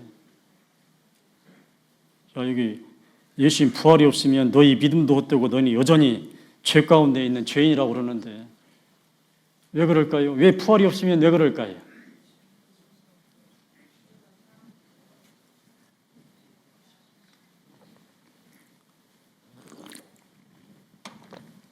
부활이 없으면 잠자는 자도 망하였다. 구원받고 돌아가신 분들을 잠자는 자라고 그러거든요.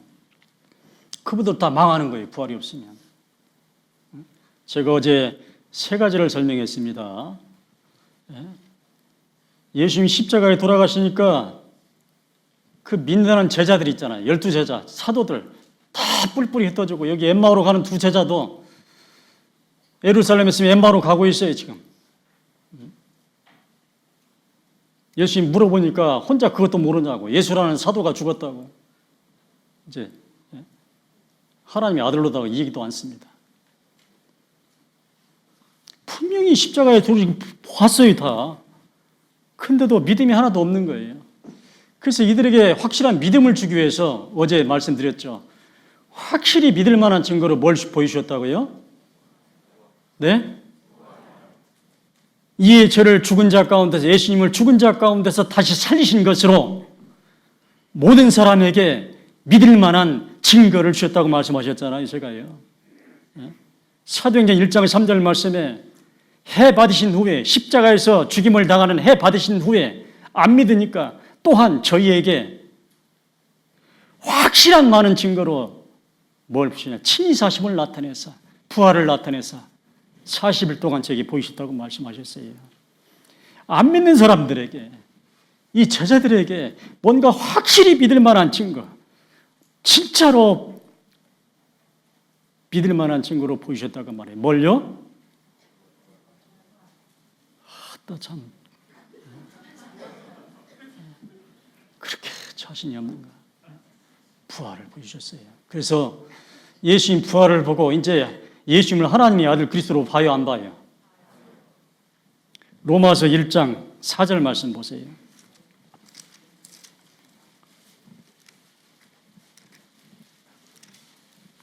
로마서 1장 4절 말씀.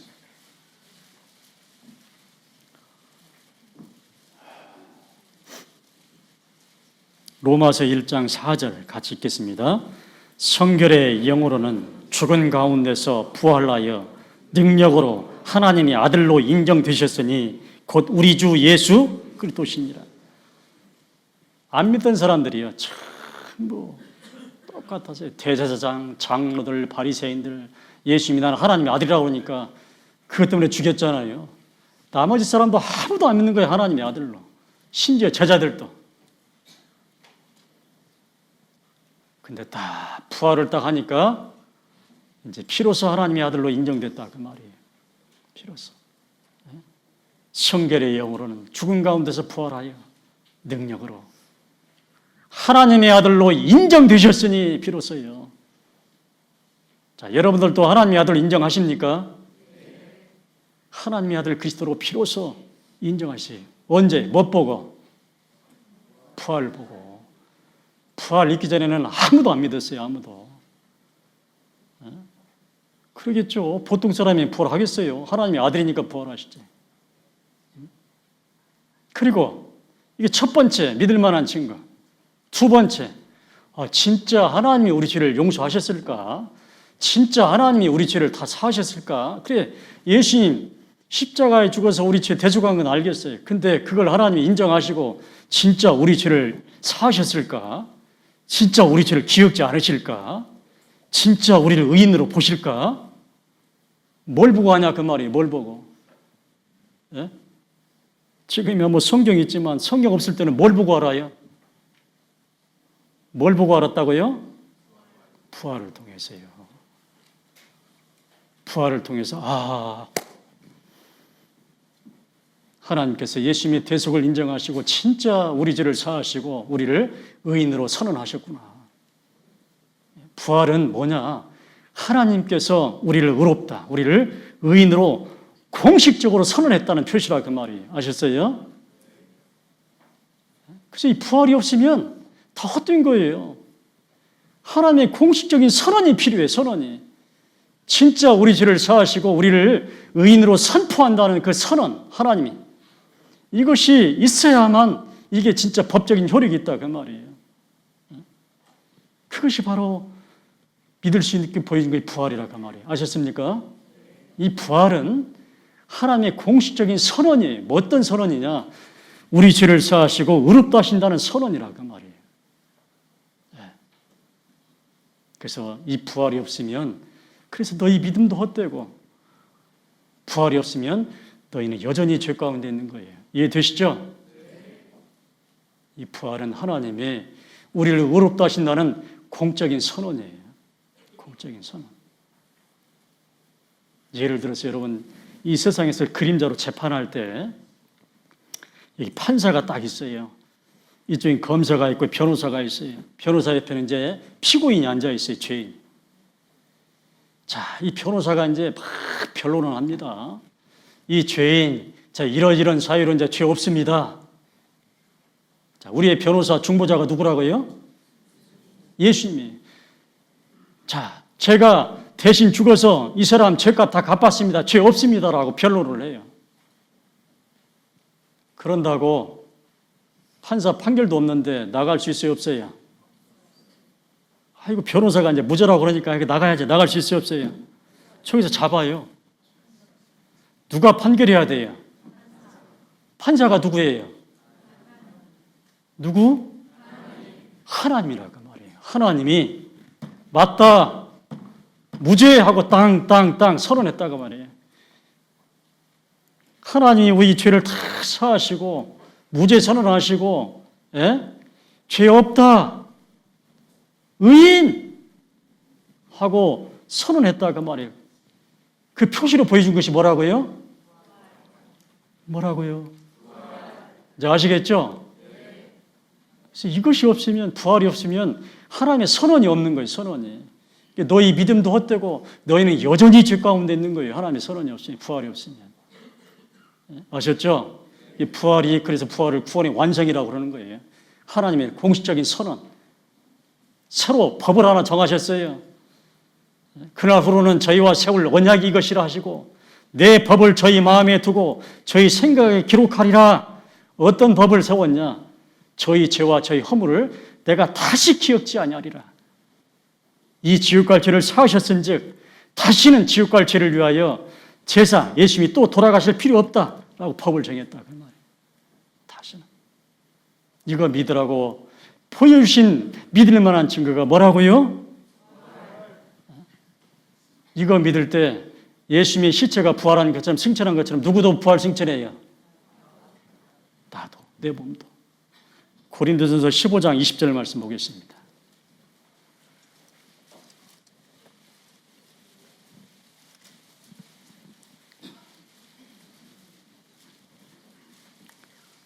고린도전서 15장 20절 말씀.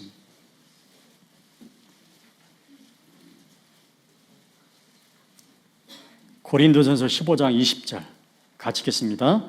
그러나 이제 그리스도께서 죽은 자 가운데서 다시 살아 잠자는 자들의, 예수님께서 죽은 자 가운데서 다시 살아 부활하여 잠자는 자들의 첫 번째 열매가 됐다. 첫 번째 부활 승천자가 됐다 그 말이에요. 예수님의 그 몸이, 죽은 시체가. 예수님 부활 승천 확실합니까? 예수님의 무덤에서 시체가 부활 승천하셨죠? 그러면 뭘 믿으라고 보이신 증거냐? 이제 이 사실을 믿고 지금 돌아가신 분들이 있죠? 그분들을 뭐라고 그래요? 죽었다고 그래요? 잠잔다고 그래요? 구원받고 돌아가신 분들 다 잠잔다고 그래요. 왜요? 아침에 일어나듯이 다 나중에 부활 승천하니까 그러는 거예요. 다. 잠자는 자들의 몇 번째? 예수님이 첫 번째로 부활 승천했다고 말이에요. 다음은 이제 누구 차례예요? 옆 사람 차례예요? 뒷 사람 차례예요? 23절 같이 읽겠습니다. 그러나 각각 자기 차례대로 되리니 먼저는 첫 열매인 그리스도요, 다음에는 그리스도 강림하실 때에, 예수님이 1번 타자로 부활 승천했어요. 다음은 이제 2번, 3번, 다음은 이제 우리 차례라 그 말이에요. 이제 좀 있으면 2000년 전에 부활 승천하시고 하나님 우편에 계신 예수님이 좀 있으면 우리 데리러 와요. 공중에 강림하셔요. 주께서 호령과 천사장의 소리와 하나님의 나팔로 친히 하늘로 쫓아 강림하시니 그리스도 안에서 죽은 자들이 먼저 일어나고, 지금 주무시는 분들 있죠. 지금 다 돌아가셔서 지금 다 썩어서 흙이 된 분들, 그분들 몸이 전부 다 부활 승천합니다. 예수님의 시체가 무덤에서 부활 승천한 것처럼. 그리고 우리 살아남은 자도, 살아있는 자도 저희와 함께 구름 속으로 끌어올려 공중에서 주를 영접하게 하시니 그래야 우리가 항상 주와 함께 있으리라. 그러므로 이 여러 말로 서로 좀 위로하라. 그래서 힘들지만 좀만 참자. 서로 위로하면서 우리에게 부활 생천이 있다는 것을 알려주기 위해서 예수님이 첫 번째 첫 열매로 부활 생천하셨어요. 아셨어요? 예수님의 부활 생천은 우리에게 세 가지를 좀 확실히 믿으라고 주신 거예요. 첫째는 예수님이 누구 아들? 하나님의 아들 그리스도. 두 번째는 무슨 선언? 무슨 공적인 선언이에요? 하나님께서 우리 죄를 다 사하시고 의롭다 하신다는 의인으로 선언하신다는 선포라고 말이에요. 칭의. 우리를 의인으로 이제 부르셔요. 공식적으로 하나님이 선포하셨어요. 그래서 부활을 통해 보이셨다고 말이에요. 세 번째는 뭐라고요?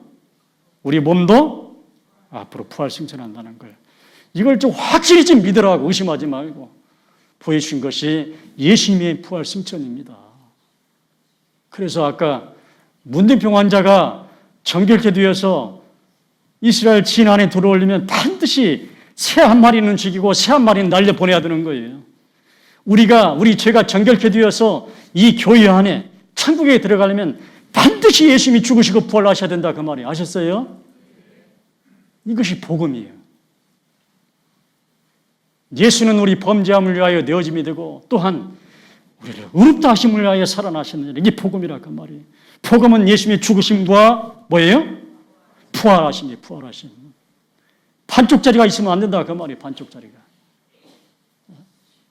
새 한 마리만 날려보내고 새 한 마리 죽이고 날려버리지 않으면 다시 또 해야 돼. 다시. 다. 무효. 예수님의 부활은 구원의 완성입니다. 그래서 예수님 십자가에서 죽으시고 안 믿던 사람들이 부활을 보고 다 믿게 됐어요.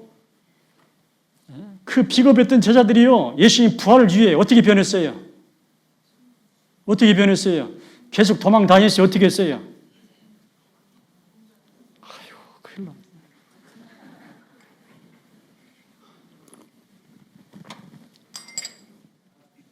우리 형제자매처럼 어떻게 했어요?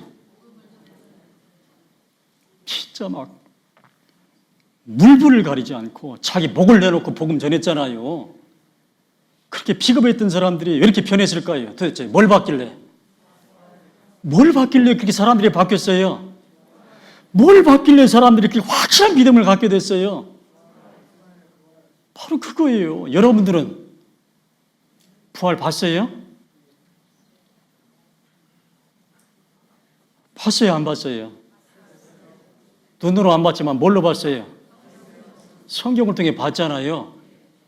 그럼 여러분들도 변해야 돼요. 진짜로 180도로 바뀌어야 된다 그 말이에요. 진짜로 믿는다면, 예수님의 부활을 진짜로 본 것처럼 믿는다면, 그리고 믿는다면 이제 바뀌어야 돼요. 진짜로요.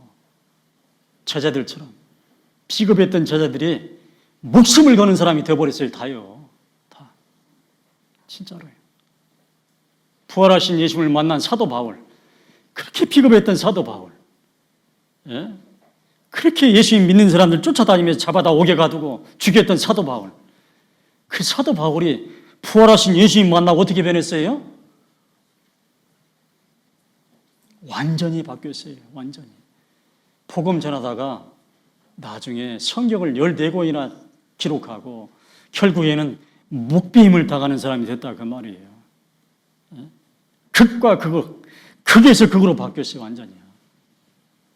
우리도 그 뒤를 따라가야 됩니다. 아셨습니까? 여러분들이 정말로 성경을 통해 예수님의 부활을 받고 믿는다면 우리도 바뀌어야 된다 그 말이에요. 진짜로. 위선자가 될 것이 아니라 진짜로요. 우리도 순교자가 돼야 돼요. 순교할 수는 없지만은 정말 노력하셔야 돼요. 진짜로. 네.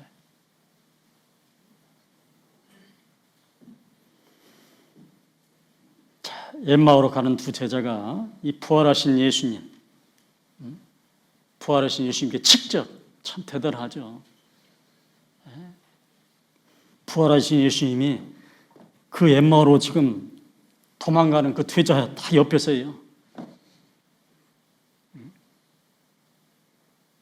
약 10km 가는 여정 동안 오늘 제가 여러분들에게 말씀하신 거 다 하지 못했어요. 몇 가지밖에 못했습니다.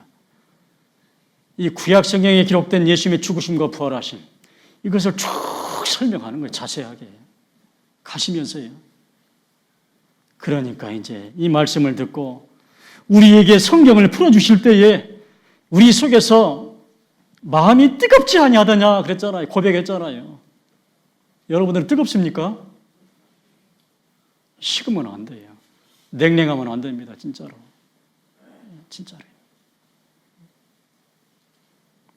오늘 다시 한번 동일하게 예수님께서 풀어주신 구약의 복음, 특히 창세기, 출애굽기, 레위기, 민수기, 이 모세오경, 이걸 통해서 여러분들에게 좀 말씀을 드렸습니다. 그래서 조금이라도 여러분 믿음, 구원의 믿음 확증되는 시간이 되기를 원합니다. 고린도후서 13장 5절 말씀을 요즘 많은 전도인들이 인용합니다. 너희가 믿음이 있는가? 너희 자신을 시험하고 너희 자신을 확증하라. 예수 그리스도께서 너희 안에 계신 줄을 너희가 스스로 알지 못하느냐? 그렇지 않으면 버리운 자라고 말씀하셨어요. 지금은 믿음을 확증할 때입니다. 왜? 곧 주님 오셔요. 예? 설마 하다가 등잔밑이 어둡다고요? 아닐 수도 있어요. 확증하셔야 돼요. 그러려면 꼭 두 가지가 필요해요. 진짜 여러분들이 믿음이 확실하다는 것, 첫 번째는 확실한 구원 간증이 필요해요. 진짜로. 요즘은 참 시원한 구원 간증 듣기가 힘든 시대에 살고 있어요. 진짜로요.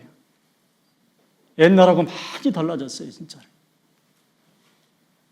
우리는 가끔 구원 간증을 합니다. 모임할 때.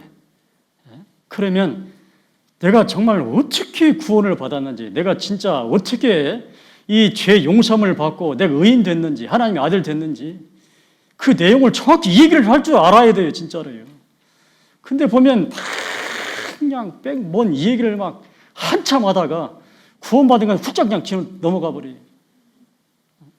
그 내용, 진짜 내가 어떻게 죄사함 받고 구원을 받았는지 이 내용을 정확하게 알고 믿고 그러면 시인할 줄 알아야 돼요.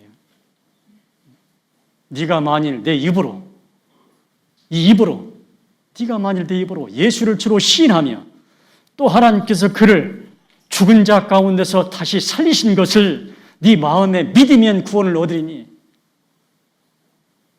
예수님의 죽으심과 부활하심을 정확히 알고 믿을 때 구원을 얻으리니 사람이 마음으로 믿어 의에 이르고 입으로 시인하여 구원에 이른다고 말씀하셨어요.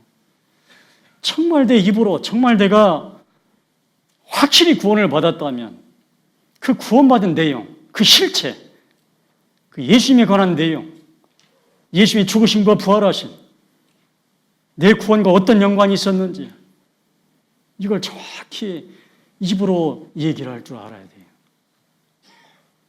첫 번째. 두 번째는 뭐냐? 마태복음 7장 13절, 14절 말씀이 있어요. 그의 열매로 그들을 알지니 가시나무에서 포도를 또는 엉겅퀴에서 무화과를 따겠느냐? 마태복음 7장 16절, 17절 말씀입니다. 우리는 좋은 나무가 됐어요. 옛날에는 못된 나무였어요. 똘 감람나무였어요. 근데 좋은 나무, 예수님께 딱 접이 붙었어요. 그래서 나는 이제 좋은 나무가 됐어요. 여러분이 좋은 나무 됐다는 것 무엇으로 증명하겠습니까? 뭘 열려야 돼요? 열매를 열려야 돼요. 좋은 열매, 아름다운 열매. 그게 중요해요.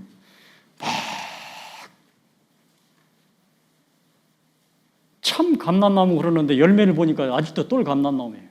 그러면 무슨 나무예요? 아직도 좋은 나무가 아니에요. 그의 열매로 그들을 알지니.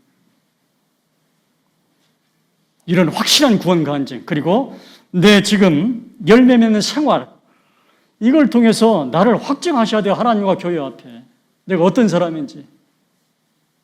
예수님께서 많은 비유를 말씀하시는데 가장 중요한 비유 중에 하나가 뭐냐? 씨 뿌리는 비유예요. 이 비유를 알지 못할 텐데 어떻게 다른 걸 알 수 있겠느냐? 여러분 잘 아시죠? 씨 뿌리는 비유. 농부가 씨를 뿌렸는데 어떤 씨앗은 길가에, 어떤 씨앗은 돌 위에, 어떤 씨앗은 가시밭에, 어떤 씨앗은 좋은 땅에 떨어졌어요. 길가에 떨어진 씨앗 새가 와서 먹어버리고 마귀가 백날 말씀 들어도 남은 것이 없어요. 돌 위에 떨어진 씨앗, 흙이 같아서 금방 햇빛 비치면 그냥 타서 죽어버려요. 말씀으로 인한 혼란이나 핍박이 왔을 때는 곧 넘어져 버려요. 가시밭에 떨어진 씨앗. 예? 그 가시 때문에 열매를 못 맺어요. 생활의 염려, 세상의 염려, 재리 이유, 일락, 기타 욕심 이런 것들 때문에 도무지 신앙생활을 못해요. 이 새 씨앗은 아닙니다. 진짜 좋은 땅에 떨어진 씨앗은 뭐냐? 누가복음 8장 15절 말씀에 좋은 땅에 떨어지며 착하고 좋은 마음으로 말씀을 듣고 지키어 인내로 뭐 하는 자예요? 결실하는 사람이라고 그랬어요. 이게 좋은 땅에 떨어진 씨앗, 참으로 구원받는 그리스도인이라 그 말이에요. 노력하셔야 됩니다. 힘들어요. 죄에서 구별되고 말씀 지키는 거, 순종하는 거 힘들어요. 그러나 인내로 지켜 결실하는 사람이어야 돼요. 정말로. 이걸 통해서 나는 정말로 구원받은 사람이다 라는 걸 여러분 스스로 증명하셔야 돼요. 하나님 앞에. 지금은 이렇게 함께 주스록에 써 있고 함께 있지만 이제 주님 앞에 설 때가 와요. 그러면 그때는 여지 없습니다. 이제 하나님은 봐주지 않아요. 네. 여러분들 정말 스스로 증명하셔야 돼요. 네. 자, 말씀은 여기까지 하겠습니다. 같이 기도하겠습니다. 거룩하신 하나님 감사합니다. 오늘 엠마오로 가는 두 제자에게 부활하신 예수님께서 설명하신 구약의 복음을 다시 한번 저희도 배웠습니다. 이 말씀을 통해서 동일하게 그 제자들처럼 구원의 믿음을 더 확증하고 확실하게 주님의 제자로 살아갈 수 있도록 도와주시옵소서. 자기를 부인하고 십자가를 짊어지는 삶을 살아갈 수 있도록 도와주시옵소서. 지난 한 주간 집회를 인도해 주셔서 감사합니다. 아무 사고 없이 많은 그 귀한 영혼들을 초대해 주셔서 하나님의 말씀을 들을 수 있도록 기회를 주셔서 감사합니다. 계속해서 하나님 은혜 베풀어 주셔서 우리 처음 교회를 통해서 널리 복음이 전파되고 또 많은 사람들이 구원받고 이 교회가 정말 주님 모시기에 정말 기쁨이 되는 교회가 될 수 있도록 도와주시옵소서. 우리 모든 형제 자매님들 정말 열심히 헌신할 수 있도록 도와주시고 또 이 땅에 살아갈 때 필요한 것들 하나님께서 넉넉히 채워주시옵소서. 교회가 하는 일 늘 하나님께서 도와주시옵소서. 예수님의 이름으로 기도드립니다. 아멘.